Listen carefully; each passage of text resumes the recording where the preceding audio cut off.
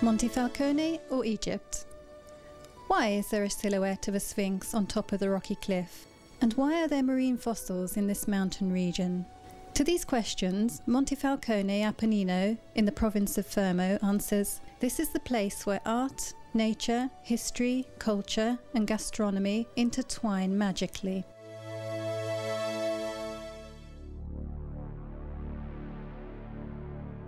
It seems incredible that once, in this mountainous area, there was sea. Even today, fossils and minerals are still being discovered. At the beginning of the Pliocene age, around 3 million years ago, this was a basin fed by calcium carbonate-rich waters, flowing from where today's Sabini Mountains stand, carbonate that gave rise to fossils. These warm, shallow waters enabled the proliferation of coastal life. Over time, tectonic movements have raised the sandstone cliff to a height of 200 meters.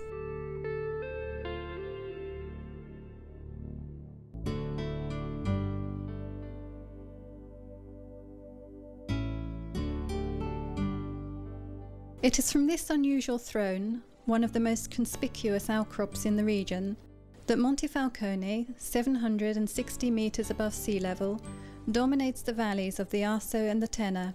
It is one of the most beautiful panoramic balconies in Marche, from where it is possible to enjoy views stretching across the mountain ranges of the Sabini, the Laga and the Gran Sasso to the Adriatic Sea. It has almost 600 inhabitants and is 40 kilometres from the coast. The town takes its name from the peregrine falcon, the raptor that still nests today on its rocky ledges. And if the first forms of life at Montefalcone were from the sea, bricks and pagan objects found near Colle Lucio provide evidence that man had already begun to live here by the Roman era. Its history underwent a considerable evolution and development during the medieval age. In around the year 1000, the Fafa monks, originating from Rieti in Lazio, obtained feudal donations in the Piceno region, which, owing to its proximity to Santa Vittoria in Matinano, included Curtum Montis Falconis, the present-day Montefalcone. It later became a strategic cultural centre for people of faith. The presence of a fort, the formation of a school for clerics, and most importantly, the decision by the Abbot Matteo in 1214 to make the town a free municipality, are all thanks to the Brotherhood of Monks. As with all the free municipalities, life was not easy. The governing of Montefalcone Appennino was contested by Fermo and Ascoli. It was the scene of war and destruction, and went under siege by Galeotto Malatesta in 1351. In the second half of the 16th century, the town was placed under the Diocese of Fermo. In the 3 years of Napoleonic domination, it came under the Department of Tronto, then passed to the Apostolic Delegation of Macerata, before, in 1861, with the unifying of Italy, it was assigned to the province of Ascoli Piceno.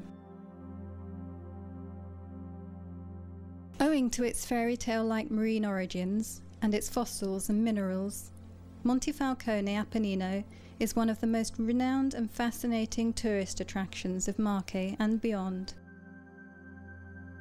Fossil findings are proudly guarded in the museum, founded in 1996, which is based in the 17th century building Palazzo Felici.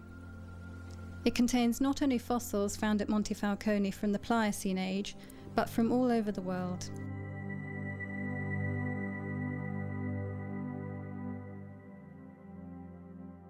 Amongst the 500 pieces found locally are a tooth of Aster acanthus, the oldest of the Pliocene fossils, which became visible due to the erosion of Mesozoic rocks,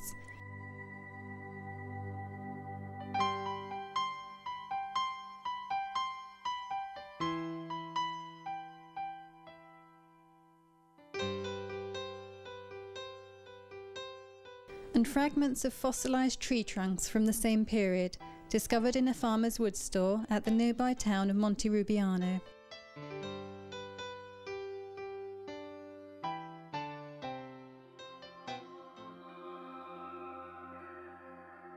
Included amongst other findings are crinoids, colony-forming organisms that are sometimes known as sea lilies, trilobites that were so well evolved they could occupy diverse habitats and exist in many different forms, ammonites that were able to move by filling and emptying specialised structures in their shells with water, tusks and molars of mammoths from Poland and Russia, dinosaur eggs, and an ancestor of the ostrich that was 3 meters tall. And more still, the mesosaur, a small marine vertebrate discovered in both Brazil and South Africa that provides evidence for the theory of continental drift.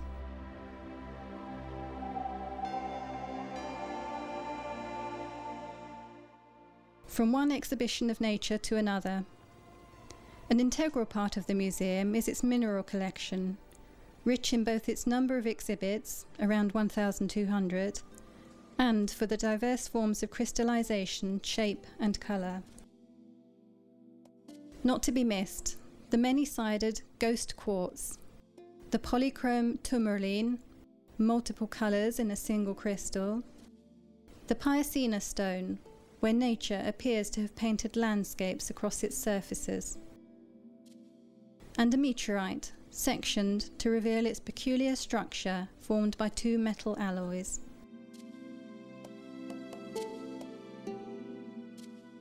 But the jewel in the crown is the grotto illuminated by light reflected from minerals which are lit by an ultraviolet lamp.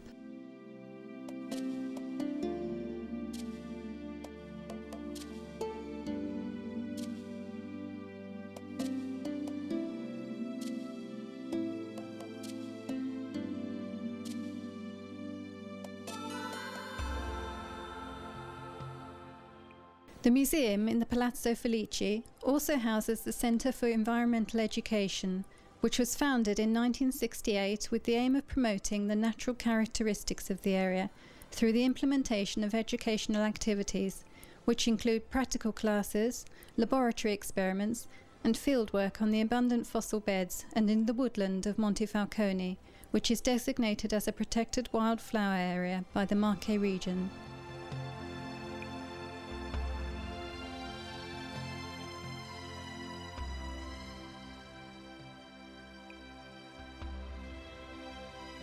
The centre also has an interesting garden which unites both architectural, agricultural and natural elements.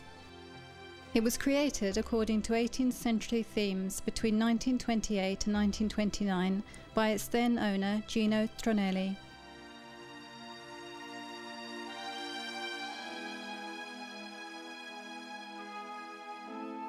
The upper level has geometric flower beds, while the level beneath has winding paths that lead to flower beds bordered by volcanic rock and stone columns adorned with fossils and vases.